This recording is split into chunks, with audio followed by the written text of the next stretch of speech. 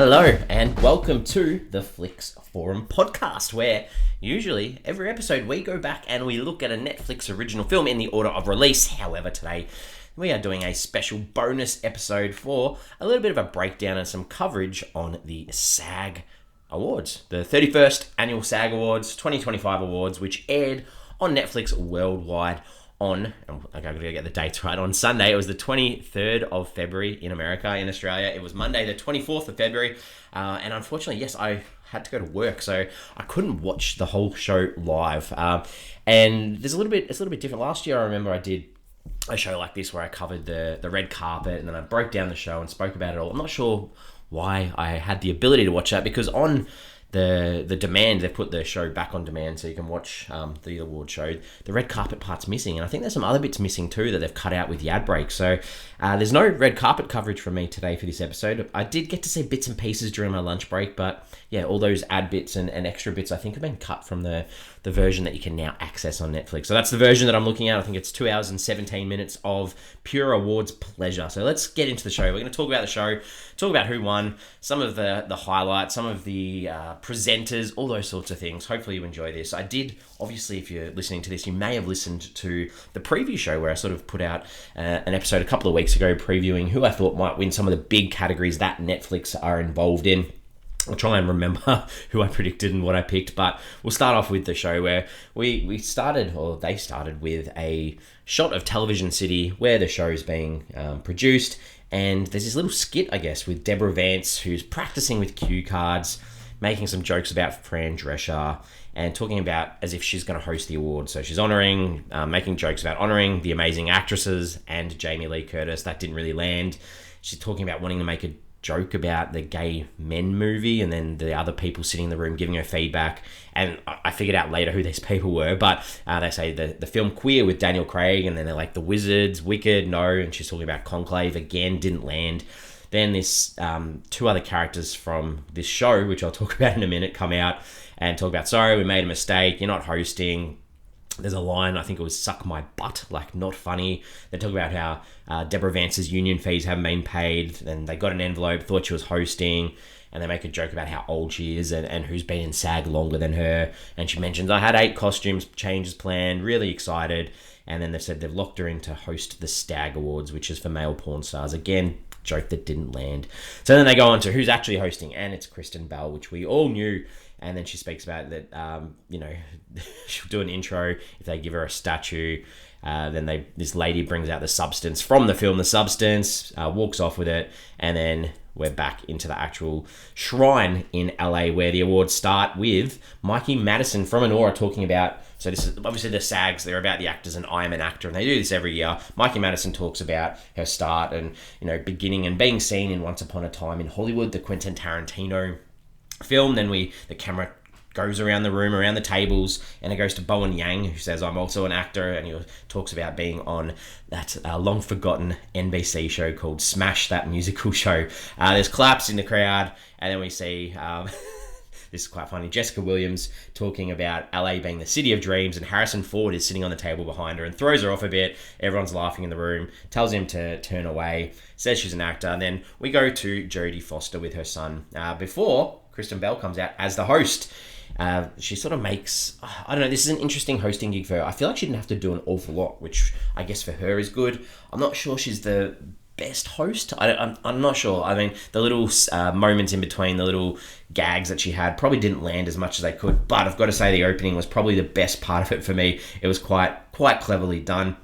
But as she walks out, she talks about, like everyone in the room, she woke up as a kid thinking it was going to be about her, this shared dream of being a working artist, and the backdrop of LA is beautiful, and how LA at the moment's gone through some tough times with the fires, and they do an introduction to the LAFD firefighters who have got a couple of tables, which is nice, so they show a bit of gratitude, but then they talk about honouring the actor's journey, and she cuts into the song from Frozen that everyone would know, Do You Want to Build a Snowman, but she's turned it into Do You Want to Be an Actor. Very clever lyrics. They have this montage on the screen of all the actors in the room and shots of them as kids as they're sitting in the room. And it's like, do you want to be an actor? Yes, I do. And everyone claps. That was good. And then we see a little bit of a montage of all the best performances of the year, which was a nice way to do it. So then we go to the first award where Pamela Anderson comes out to present. She's gone that al natural look for the awards here, no makeup. She presents the male actor in a supporting role. They show the clips. No surprise here that this award goes to Kieran Culkin for A Real Pain. That was always going to happen. He starts off pretty well, to be honest. A pretty humorous speech. Makes a lot of jokes about he's only got 45 seconds and how heavy the statue is. And that sort of leads to pretty much everyone who gets on stage talks about how heavy the statue actually is. He says that the award actually means a lot to him, and he thanks Jesse Eisenberg, the co-star in the film, as well as the director of the film, and says that he was actually cast because Jesse's sister said that he should, so that was nice. Thanks to the whole team. And then Millie Bobby Brown and Drew Starkey come out. This is sort of the first person, Drew Starkey, not sure who he is, but that's all good. They present the female actor in a drama series. This is one of the awards I had no idea for. But it went to, and this is where I think I did mention that Shogun, anything they were nominated for, they were probably going to win. So Anna Sawai from Shogun won. Nice short speech, comes out, says, happy that for her award, but also sad that this is almost the last award ceremony that them as a crew can get together and celebrate. So that was a nice little mention. She thanks the team for believing in her and was happy that people wanted to watch the show, and that makes her happy. Then we have our first Best Picture. We've already had Anora, but this is the second Best Picture where they introduced the cast for A Complete Unknown. It's quite funny.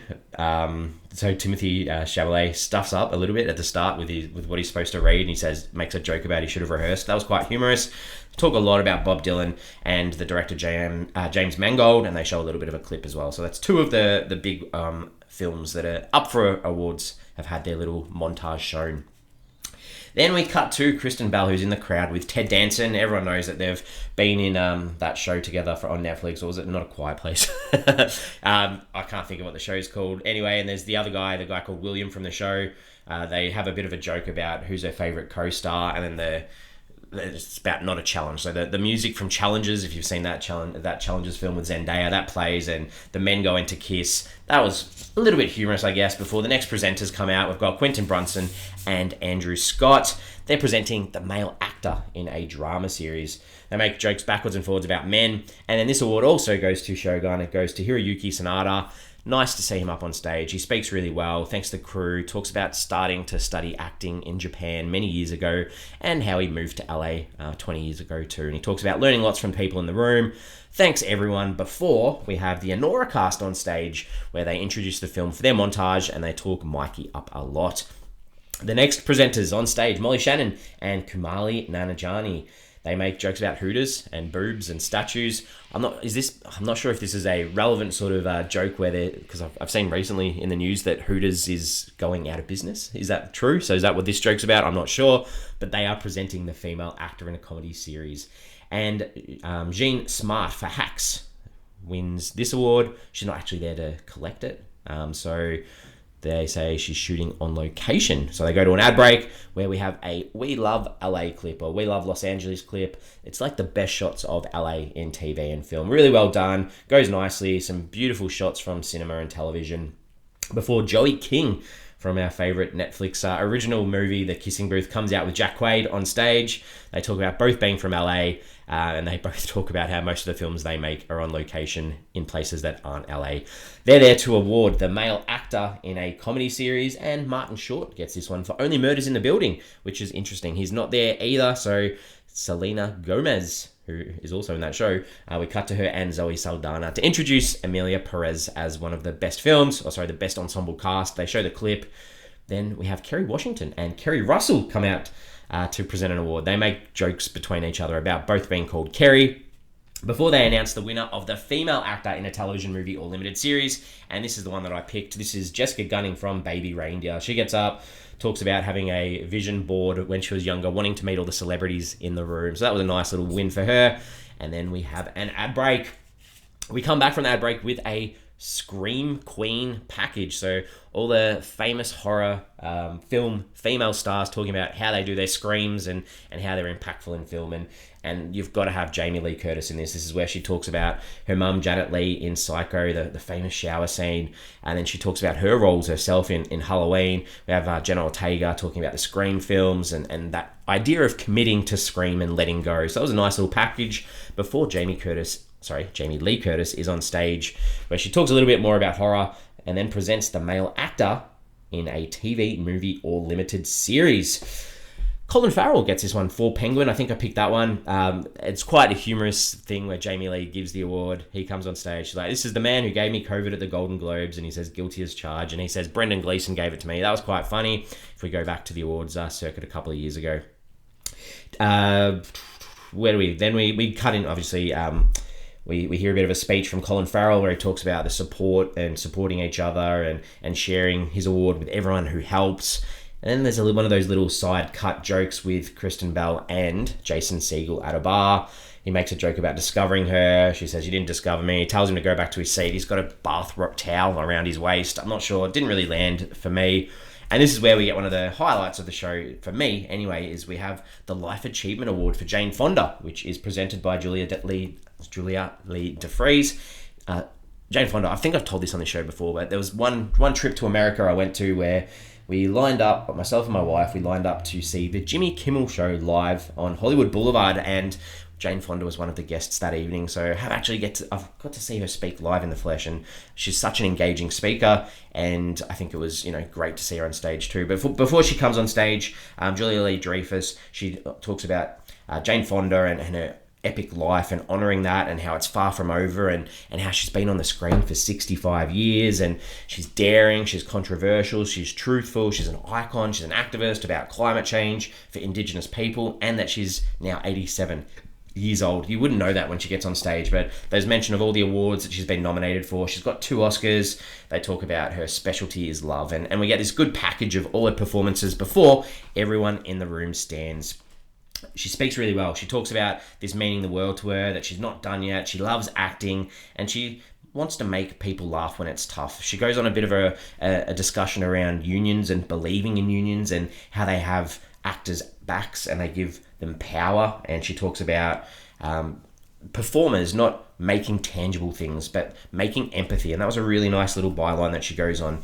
There was this voiceover that was like the voiceover for the production for the TV broadcast. It almost cut her off, and she did really well to make jokes about it. I thought that was clever. She speaks about empathy, and empathy's not woke. Woke is giving a damn about people. I thought that was a really good line, and the idea that people are going to be hurt by what's coming their way, and you can only make assumptions about what she's talking about. But she talked about when she started in Hollywood, that was when the blacklist for writers and people were losing their jobs and social rights issues, and she's talking about being brave enough to walk the bridge and stand up for what you believe in. And she talks about being brave and staying in community and helping the vulnerable, and she finished on love, which was really nice. I thought that was a great little speech from her, to be honest.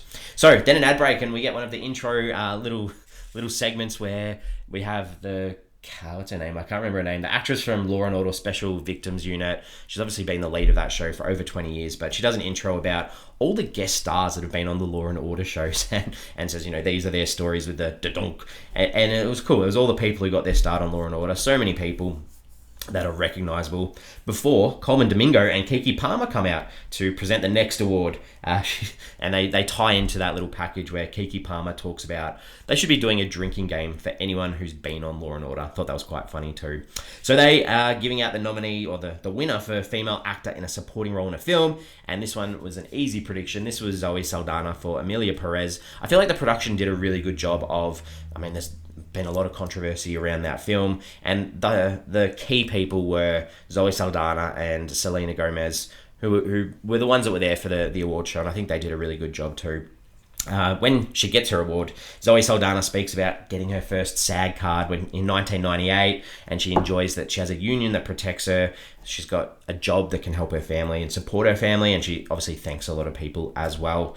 Our next presenters, David Duchovny and Gillian Anderson. This is almost like an X-Files reunion, and that does lead into them making a couple of jokes about the last time that they saw each other.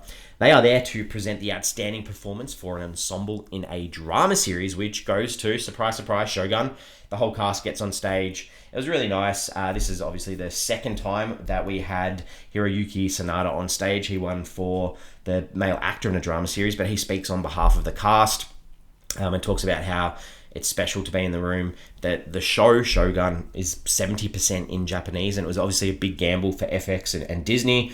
And talks about film being, acting as well being a universal language. So a nice little short, sharp speech before there's a cut to footage of the LA fires and SAG members who have been impacted by the fires, as well as a QR code on screen to donate to their disaster relief fund if possible. We're heading to the back end of the ceremony now, where Zooey Deschanel and Max Greenfield come out. These are the cast from New Girl, and they talk about the show.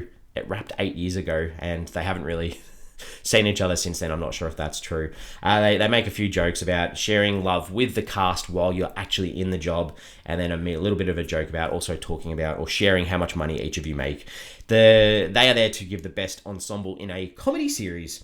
And this is where I've got that recollection back from the start of the show. The start of that show, that little skit that I didn't think was funny, this is where I realised that the opening skit was the cast of the TV show Hacks. I haven't seen Hacks, I know nothing about Hacks, so now it all made sense. So this was a surprise. I think Only Murders in the Building won. Selena Gomez got up to speak. She was quite funny. She made a joke about how Martin Short and Steve Martin weren't there because they don't care. That was funny. Got some laughs from the room. Really well done. That was good from Selena Gomez. Then we've got one of those little skits from Kristen Bell where there's this voiceover of her pretending to be Gossip Girl. She's on her phone texting about people in the room. Didn't really work for me. But then the next bit is we get the cast to introduce Conclave. I think that's the last film. Oh no, we've still got Wicked to go. Conclave as the best one of the best films, where they show the little package of that as well, and they do make a little mention of wishing the Pope a safe recovery, because only a couple of days prior to the awards, the Pope is obviously not doing too well with breathing at the moment. So connecting that to the film Conclave. After the clip, Lisa Kudrow comes out to introduce the In Memoriam section. Nice little moment where we get the flashes of all the people that unfortunately have passed in the last 12 months. A few of the big names that stood out for me, there was Shannon Doherty, Joan Playwright, famous British actress, David Lynch, probably the most recent one there, Shelley Duvall, The Shining, a great film as well, Donald Sutherland, Maggie Smith, and James Earl Jones, Darth Vader, and Mufasa from Simba. For those, they're probably his most recognised roles. Then we go to an ad before we get another one of those little introduction montages. This one's about soap stars, and these are all the actors who have started their careers in a soap. Clever, really well done. Very American-centric, because Guy Pearce, he's one of the big leads in The Brutalist, one of the big films of the year. He started in Neighbours in Australia, and I thought he might have got a little mention as well, but that's all good. So we have Kristen Bell actually on stage with her co-star, Adam Brody, from that Netflix show that they do. He makes a joke too about being her favourite co-star. He leaves, and then he leaves a picture of the two of them kissing in their show on the screens, and he says he made a slideshow of it, and then he leaves, and then Kristen Bell presses the button, and then there's this slideshow of all the kisses on screen. Sure, funny. This is the last film now for the introduction. We get the Wicked cast on stage introducing their film, before we get the president of SAG-AFTRA, Fran Drescher, on stage making her speech like she did last year. She goes on a bit of a rant about what it means to be human, the idea of man versus man, man versus nature, and obviously talking about the fires that have impacted their community and global warming. She said she's got a bit of trauma too, that her house still stands, so she's one of the lucky ones, but she still hasn't been able to go home. She makes a joke about getting her Valium though. She also talks about feeling in the moment and not in her head, and being human and getting out of your head and into your heart. She wants to pray for the fire victims and the fire responders too. Nice, I guess shorter than I thought it was going to be, so nice little speech there. Before Lily Gladstone and Michelle Yeoh come on stage and congratulate each other on their previous SAG wins, before presenting the Best Male Actor in a Leading Role. And I was actually watching this moment live during lunch. This one surprised me massively. Timothée Chalamet gets on stage, gets the award. That was huge. This makes next week's Oscars super interesting. So he gets up. He struggles a little bit with the microphone being a little bit too low for him. He thanks his mum, who's been in SAG for 40 years. He's brought her along. She's sitting there too. He talks about it being classy to sort of downplay how much effort he put into the role, but he says, no, I put 5 years of my life into it. I'm standing by it. And he said that the truth is that he's in pursuit of greatness. The confidence he showed in this speech, I was super surprised. So well done. He said, he's so happy for this award, but he wants to keep going, wants to keep pushing himself. So well done. Then we get Colin Farrell back on stage, not for winning this time. He's there to present the female actor in a leading role, and this one goes to Demi Moore, who has probably been the front runner on the back end of this award circuit, to be honest. Everyone stands up. She's a bit emotional. She talks about her membership and how she got it in 1978 and changed her life. The idea that she's watched, she's listened, she's learned. She was a kid on her own when she came to LA. She's kept going. She thanks her team, talks as well about not losing sight of human connection in performances and what we believe is more powerful than what we think. She loses her words a little bit at the end, but obviously she's very emotional and happy for that win. This is our last ad break before we come back with Harrison Ford coming onto stage to present the cast in a motion picture. This is the big award of the night, the final award of the night. And this one, again, surprised me massively. Conclave got the cast in a motion picture. Ralph Fiennes speaks on behalf of the cast. A few of the cast aren't there. He says he wasn't elected to speak, but was designated. Thanks to the Italian crew on Conclave. Again, he says he doesn't want to repeat what everyone else has said, but he wants to recognise the community. And that's it. Belle comes back out for one last little joke about co-stars on screen. She says there's no losers tonight, but then flashes some of her co-stars on screen. She didn't have much to do. I don't know. Maybe I'd much prefer a comedian, just some stand-up straight lines, like a Ricky Gervais or something. But I guess she did an okay job. Credits, that's it. That's the show. I'm interested, when I did the predictions, there were obviously 2 awards that I didn't get to see in the broadcast that I watched. And I'm not sure if they were done in the ad breaks, but they had those stunt performance by an ensemble for both TV and for film. So I had to look up who won. So Shogun won for TV, and Fall Guy won the Australian. I'm pretty sure there's a lot of Aussies on that one. Got the one for film, but it wasn't broadcast or put on the stream after the show. So intrigued if anyone knows how that came out on the actual show, if they did it during one of the ad breaks, just one of those cutaways, and this award went to. I'd love to know, because that would have been nice to see as well. But that's the SAG show for the year. Another one. This is the second year that Netflix have streamed it live on their service. It's the third year they've actually done it. Remember, I think back in 2023 they trialed it on YouTube before doing a live broadcast on Netflix. We're a week out from the Oscars, under a week now. This is like I say, this is almost my Christmas. I'm so excited for the Oscars, so excited for it to happen.